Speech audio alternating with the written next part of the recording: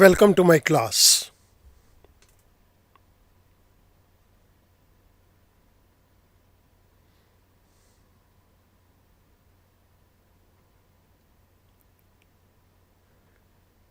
The Indian Contract Act 1872. Contracts over phone. इस video lecture के अंदर हम बात करेंगे कॉन्ट्रैक्ट्स ओवर फोन की। This is lecture number 34। Contracts over phone. Nowadays, most of the business is being conducted through emails or phones. आज के समय के अंदर ज़्यादातर बिजनेस ईमेल्स या फ़ोन के ज़रिए किया जा रहा है। मैं इस केस के अंदर दो पार्टीज़ को टेकअप कर रहा हूँ, mister O and mister A. Mister O is offerer. ये एक ऑफर दे रहा है that he wants to sell his car to mister A for ₹5 lakh. Mister A के पास ये ऑफर आई तो मैं मिस्टर ए को दो नाम दे सकता हूँ, ऑफरी या एक्सेप्टर। लेकिन जब तक ये एक्सेप्टेंस नहीं देता तब तक तो हम इसे नाम देंगे ऑफरी का। सो मिस्टर ओ ने मिस्टर ए को एक ऑफर दी, मैं अपनी कार तुम्हें 5 लाख रुपए में बेचना चाहता हूँ, क्या तुम खरीदोगे? बट स्टूडेंट ध्यान देंगे, ये सारी की सारी बातचीत ओवर द फोन हो रही है। आप इस स्लाइड के अंदर इनको देख सकते हैं। मिस्टर ओ ने मिस्टर ए को ये एक offer the. A question arises in such cases how and when the contract is concluded. ऐसे केसेस के अंदर एक क्वेश्चन अराइज करता है कि कॉन्ट्रैक्ट कैसे और कब कंप्लीट हुआ, हमें इसकी जानकारी होनी चाहिए।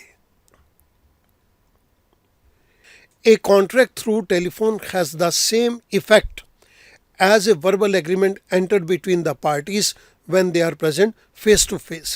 जब एक कॉन्ट्रैक्ट टेलीफोन के थ्रू किया जा रहा है तो उसका इफेक्ट वर्बल एग्रीमेंट के बराबर होगा। वर्बल एग्रीमेंट्स मीन्स जहाँ पर पार्टीज फेस टू फेस एक दूसरे के सामने खड़ी हैं और ऑफर और एक्सेप्टेंस को दे रही हैं।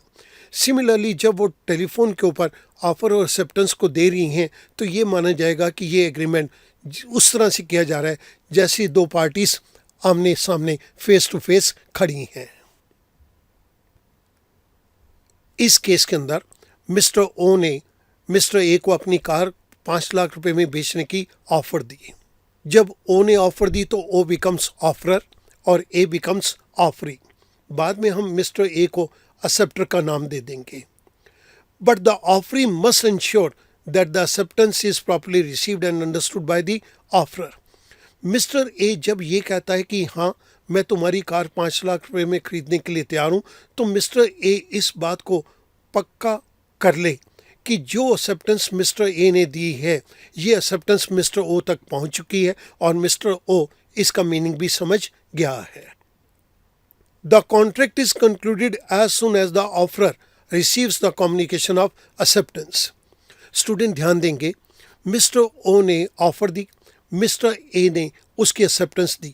जैसी ही एक्सेप्टेंस की कम्युनिकेशन मिस्टर ओ तक पहुंची और वो उसका मीनिंग समझ गया, हम यहाँ पर कहेंगे कॉन्ट्रैक्ट की फॉर्मेशन हो गई। In case of contracts over the telephone parties can hear each other.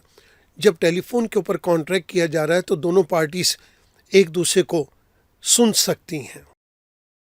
There is instantaneous communication of offer and acceptance, rejection and counter offer. दोनों पार्टीज के अंदर ऑफर और एक्सेप्टेंस की कम्युनिकेशन भी इमीडिएटली हो जाएगी।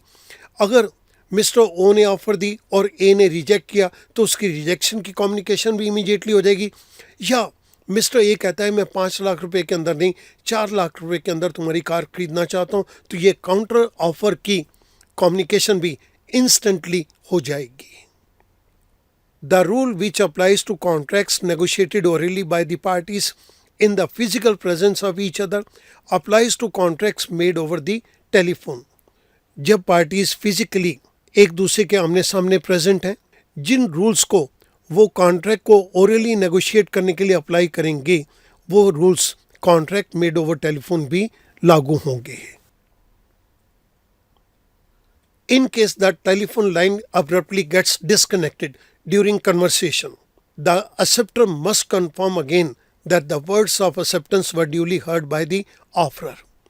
दो पार्टीज टेलीफोन के ऊपर एक पर्टिकुलर कॉन्ट्रैक्ट की नेगोशिएशन को कर रही हैं, लेकिन उसी समय टेलीफोन लाइंस अब्रप्टली डिस्कनेक्ट हो जाती हैं। इस केस के अंदर एक्सेप्टर की ये जिम्मेदारी बन जाती है कि वो कंफर्म करे कि जो उसने एक्सेप्टेंस के शब्द बोले हैं वो शब्द ऑफरर ने ठीक तरीके से सुन लिए हैं।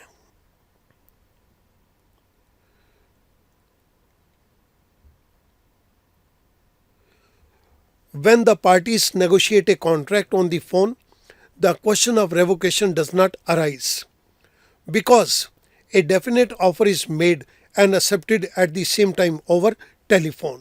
जब दो पार्टीज फोन के ऊपर एक कॉन्ट्रैक्ट को नेगोशिएट कर रही हैं तो इस केस के अंदर कैंसलेशन ऑफ ऑफर या कैंसलेशन ऑफ एक्सेप्टेंस का क्वेश्चन ही नहीं अराइज होता, क्योंकि यहाँ पर एक डेफिनेट ऑफर दी जा रही है और उस ऑफर की उसी समय एक्सेप्टेंस दी जा रही है। सो ऑफर को कैंसिल करना या एक्सेप्टेंस को कैंसिल करना, इस बात का क्वेश्चन कॉन्ट्रैक्ट्स ओवर फोन के ऊपर अराइज नहीं होता। अब मैं आपके सामने एक और पर्टिकुलर टॉपिक को टेकअप कर रहा हूँ, e contracts. The information technology act 2000 differs from the Indian contract act 1872 with regard to communication of proposal and acceptance. IT Act 2000 Indian contract act से थोड़ा सा अलग है, जहाँ पर कि communication of proposal and acceptance की बात आती है। The IT Act uses the term originator and addressee rather than the term offerer or sender and acceptor or receiver. Originator वो व्यक्ति है जिसने ऑफर को भेजा है, एड्रेसी वो व्यक्ति है जिसको ऑफर भेजी गई है।